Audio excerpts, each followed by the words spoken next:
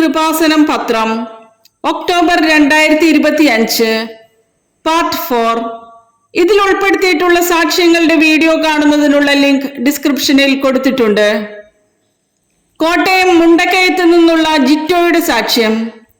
ഗർഭിണിയായിരുന്ന ഭാര്യയ്ക്ക് മഞ്ഞപ്പിത്തം പിടിപെട്ടപ്പോൾ കുഞ്ഞിനെ സിസേറിയൻ ചെയ്ത് പുറത്തെടുത്തു. എല്ലാം കൈവിട്ടു പോയപ്പോൾ കൃപാസനത്തിൽ കാലുകുത്തിയപ്പോൾ നടന്ന അത്ഭുതം. എന്റെ ഭാര്യ പ്രഗ്നന്റ് ആയി 8ാം മാസത്തിൽ മഞ്ഞപ്പിത്തം പിടിപെട്ട് വെന്റിലേറ്ററിലായി. കുഞ്ഞിനെ സിസേറിയൻ ചെയ്തെടുത്തു. ലിവർ ട്രാൻസ്പ്ലാന്റ് ചെയ്യാതെ വേറെ മാർഗമില്ലെന്ന് ഡോക്ടർ പറഞ്ഞു. ഭാര്യയുടെ കസിൻ ബ്രദർ ലിവർ തരാൻ തയ്യാറായെങ്കിലും ആ അവസ്ഥയും കഴിഞ്ഞുപോയി. പ്രതീക്ഷയ്ക്ക് 10% പോലും സാധ്യതയില്ലെന്ന അവസ്ഥ വന്നു. ഞാൻ കൃപാസനത്തിൽ വന്ന് ഉടമ്പടി എടുക്കാൻ ഇവിടെ കാലുകുത്തിയപ്പോൾ തന്നെ എന്റെ ഒരു സഹോദരൻ ഹോസ്പിറ്റലിൽ നിന്ന് വിളിച്ചിട്ട് INR ചെറുതായി കുറയുന്നതായി ഡോക്ടർ പറഞ്ഞു എന്ന് പറഞ്ഞു. ഞാൻ ഉടമ്പടി എടുത്ത് ബഹുമാനപ്പെട്ട ജോസഫ് അച്ഛനെ കണ്ട് പ്രാർത്ഥിച്ചു. ഹോസ്പിറ്റലിൽ ചെന്ന് ICUയിൽ കയറി ഉടമ്പടി തൈലം ഭാര്യയുടെ നെറ്റിയിൽ പുരട്ടി പ്രാർത്ഥിച്ചപ്പോൾ തന്നെ ഭാര്യ കണ്ണൊന്ന് ചിമ്മി. ഞങ്ങൾ ഉടമ്പടി പ്രാർത്ഥനകൾ ചൊല്ലിക്കൊണ്ടിരുന്നു. 3 ദിവസം കഴിഞ്ഞ് ഡോക്ടർ പറഞ്ഞു ലിവർ ചെറുതായിട്ട് റിക്കവർ ചെയ്യുന്നതായി കാണുന്നുണ്ട് എന്ന്. പരിശുദ്ധ അമ്മയുടെ അനുഗ്രഹത്താൽ ഭാര്യയും കുഞ്ഞും സുഖമായിരിക്കുന്നു. കൊല്ലത്ത് നിന്നുള്ള സുനിൽകുമാറിന്റെ സാക്ഷ്യം. ബഹുമാനപ്പെട്ട ജോസഫ് അച്ഛനെ കണ്ടപ്പോൾ ഞാൻ പൊട്ടിക്കരഞ്ഞു പറഞ്ഞത് അച്ഛാ വൃക്ക വിൽക്കേണ്ടി വരും എന്നാണ്. അച്ഛൻ തോളത്ത് തട്ടി വൃക്കയൊന്നും വിൽക്കേണ്ടി വരില്ല എന്ന് പറഞ്ഞു. ഞങ്ങൾക്ക് വലിയ കടബാധ്യതയുണ്ടായിരുന്നു. കടക്കാരുടെ ശല്യം മൂലം വീട്ടിൽ നിന്ന് ഞങ്ങൾ മാറിക്കളയുമായിരുന്നു. പുരപണി തുടങ്ങിയിട്ട് അതും പൂർത്തിയാക്കാൻ പറ്റാതെ കിടന്നു. അവസാനം ആത്മഹത്യ ചെയ്യാമെന്ന് ഞാൻ ഭാര്യയോട് പറഞ്ഞു. ഭാര്യ സമ്മതിച്ചില്ല. അതിനുശേഷം ഞങ്ങൾ കൃപാസനത്തിൽ വന്ന് ഉടമ്പടി എടുത്ത് പ്രാർത്ഥിച്ചു.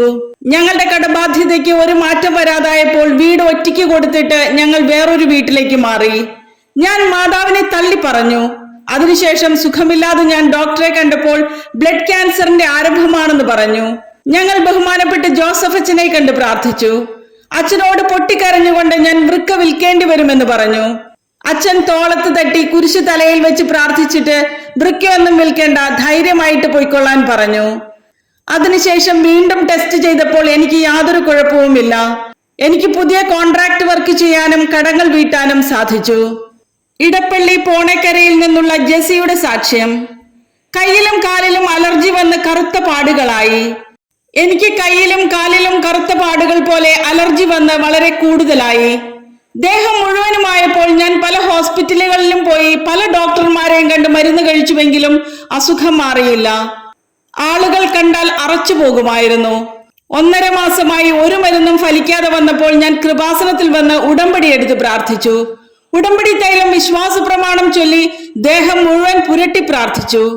വെഞ്ചരിച്ച് ഉപ്പ് ഉപയോഗിച്ച് പ്രാർത്ഥിച്ചു. അതിന്റെ ഫലമായി 15 ദിവസത്തിനുള്ളിൽ പാടുകളെല്ലാം മാറി എനിക്ക് പൂർണ്ണ സൗഖ്യം ലഭിച്ചു. കൂടാതെ ഞാൻ 4 വർഷമായി വാടക വീട്ടിലായിരുന്നു താമസം. അവർ മാറിക്കൊടുക്കാൻ പറഞ്ഞപ്പോൾ പരിശുദ്ധ അമ്മയോട് കരഞ്ഞു പ്രാർത്ഥിച്ചതിന്റെ ഫലമായി അവർ വിളിച്ചിട്ട് ആ വീട് അവർ പുതുക്കുന്നുണ്ടെന്നും പേപ്പറുകൾ റെഡിയാക്കിക്കൊള്ളാനും പറഞ്ഞു. ആ വീട് ഞങ്ങൾക്ക് തന്നെ ലഭിച്ചു. കണ്ണൂരിൽ നിന്നുള്ള നീതുമോൾ ജോസഫിന്റെ സാക്ഷ്യം. എന്റെ കുഞ്ഞ് 2 വയസ്സായിട്ടും സംസാരിക്കുന്നുണ്ടായിരുന്നില്ല, നടക്കുന്നുണ്ടായിരുന്നില്ല. ഉടമ്പടിയിൽ സംഭവിച്ച അത്ഭുതം. എന്റെ കുഞ്ഞ് 2 വയസ്സായിട്ടും നടക്കുകയോ സംസാരിക്കുകയോ ചെയ്യുന്നില്ലായിരുന്നു. ഞാൻ കൃപാസനത്തിൽ വന്ന് ഉടമ്പടി എടുത്ത് ഉടമ്പടി തൈലം കാലിൽ തൊട്ട് പ്രാർത്ഥിക്കുകയും വെഞ്ചരിച്ച തേൻ നാവിൽ തൊട്ട് കൊടുക്കുകയും ചെയ്തതിന്റെ ഫലമായി മാതാവ് കുഞ്ഞിന് സംസാരശേഷി തന്നു. നടക്കാനും തുടങ്ങി. അതിനുശേഷം 3.5 വയസ്സിൽ മകൻ അടുത്ത വീട്ടിൽ കളിക്കാൻ പോയപ്പോൾ ഒരു ജീപ്പ് മകനെ ഇടിച്ചിട്ട് ദേഹത്തുകൂടി കയറി ഇറങ്ങിയെങ്കിലും ഒരു പോറൽ പോലും ഏൽക്കാതെ മകൻ രക്ഷപ്പെട്ടു. കണ്ടു നിന്നവർ ഇത് മകന്റെ 2ാം ജന്മമാണെന്ന് പറഞ്ഞു. പരിശുദ്ധ അമ്മ മകനെ സംരക്ഷിച്ചു. കൂടാതെ എനിക്ക് തൈറോയിഡിന്റെ അസുഖമുണ്ടായിരുന്നു. ഉടമ്പടി തൈലം കഴുത്തിലും നെറ്റിയിലും വിശ്വാസ പ്രമാണം ചൊല്ലി പ്രാർത്ഥിച്ചതിന്റെ ഫലമായി പൂർണ്ണ സൗഖ്യം ലഭിച്ചു. ആത്മീയമായും ഒരുപാട് വളർന്നു. തൃശൂർ കരുവന്നൂരിൽ നിന്നുള്ള പെറ്റ്സി തോമസിന്റെ സാക്ഷ്യം. ഉടമ്പടി ആരാധനയിൽ എന്റെ പേര് വിളിച്ചു പറഞ്ഞാണ് ബഹുമാനപ്പെട്ട ജോസഫ് അച്ഛൻ സൗഖ്യ സന്ദേശം കൈമാറിയത്. ഒക്ടോബർ 1 മാതാവ് സ്വപ്നത്തിൽ വന്ന് ഒരു അടയാളവും എനിക്ക് നൽകി. ഞാൻ 8 വർഷമായി തൈറോയിഡിന്റെ അസുഖത്തിന് മരുന്ന് കഴിച്ചുകൊണ്ടിരിക്കുകയായിരുന്നു. ഞാൻ കൃപാസനത്തിൽ വന്ന് ഉടമ്പടി എടുത്ത് വെഞ്ചരിച്ച നേർച്ച വസ്തുക്കൾ ഉപയോഗിച്ച് പ്രാർത്ഥിച്ചതിന്റെ ഫലമായി സൗഖ്യം ലഭിച്ചു.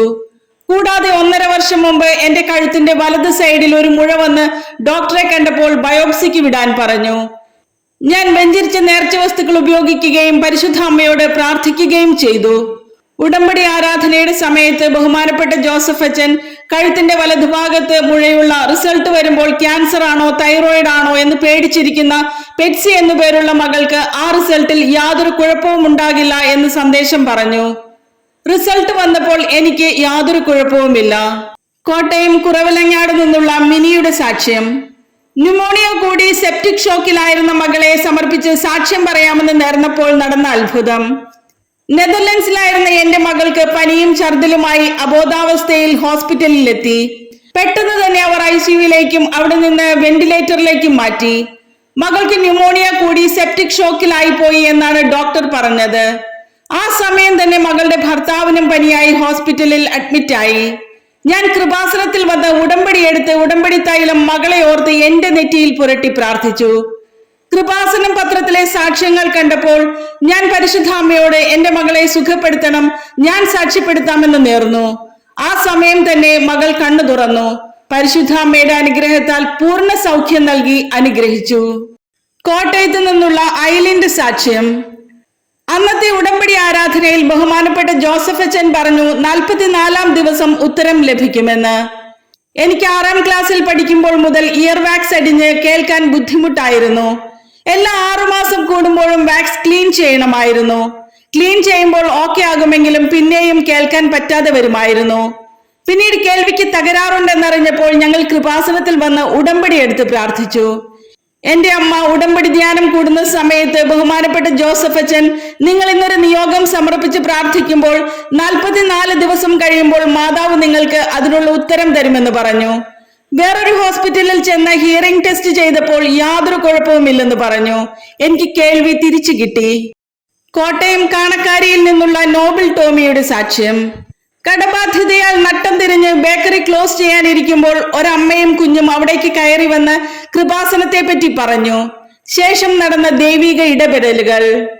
4 വർഷമായി ഒരു ബേക്കറി നടത്തുകയായിരുന്നു ഞാൻ. കടബാധ്യത മൂലം ബേക്കറി ക്ലോസ് ചെയ്യാൻ തീരുമാനിച്ചിരിക്കെ ഒരു അമ്മയും കുഞ്ഞും കയറി വന്ന് കൃപാസനത്തെ കുറിച്ച് പറഞ്ഞു. ഞാൻ കൃപാസനത്തിൽ വന്ന് ഉടമ്പടി എടുത്തപ്പോൾ തന്നെ സുഗന്ധാഭിഷേകവും പരിശുദ്ധ അമ്മയുടെ അനുഭവവും ലഭിച്ചു. അതിനുശേഷം ഞാൻ ഷോപ്പ് വിറ്റ് കടബാധ്യതകൾ തീർത്ത ശേഷം മാതാവിനോട് മാർച്ച് 31 ഡേറ്റ് ഇട്ട് എനിക്ക് ഇസ്രായേലിൽ നിന്ന് ഒരു കോൾ വരണമെന്ന് പ്രാർത്ഥിച്ചു.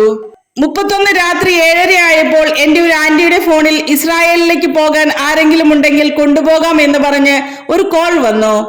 ഞാൻ ഉടമ്പടി പുതുക്കി പ്രാർത്ഥിച്ചതിന്റെ ഫലമായി എനിക്ക് ഇന്റർവ്യൂ കഴിഞ്ഞ് ഇസ്രായേലിൽ ജോലി ലഭിച്ചു. എറണാകുളത്ത് നിന്നുള്ള ജോബിറ്റ ജോയിയുടെ സാക്ഷ്യം. ഭർത്താവിന്റെ തലയോട്ടി തകർന്ന അവസ്ഥയിൽ സ്കാൻ റിപ്പോർട്ടുമായി ബഹുമാനപ്പെട്ട ജോസഫ് അച്ഛനെ കണ്ടപ്പോൾ അന്ന് തന്നെ മാതാവ് ഇടപെട്ടു. എന്റെ വലത് കൈയുടെ ജോയിന്റിൽ ഒരു മുഴയുണ്ടായിരുന്നു. നല്ല വേദനയായിരുന്നു. ഞാൻ കൃപാസനത്തിൽ വന്ന് ഉടമ്പടി എടുത്ത് ഉടമ്പടി തൈലം പുരട്ടി പ്രാർത്ഥിച്ചതിന്റെ ഫലമായി ആ മുഴ മാറിക്കിട്ടി. കൂടാതെ ഭർത്താവിന് ഒരു ബൈക്ക് ആക്സിഡന്റ് ഉണ്ടായി തലയോട്ടി തകർന്ന അവസ്ഥയിൽ ICUവിലായി. ഞാൻ ഭർത്താവിനെ കാണുമ്പോൾ വലത് കൈ മാത്രം അസാധാരണമായി അനക്കുന്നു. ബാക്കി ഭാഗമെല്ലാം ചലനമറ്റ് കിടക്കുന്നു.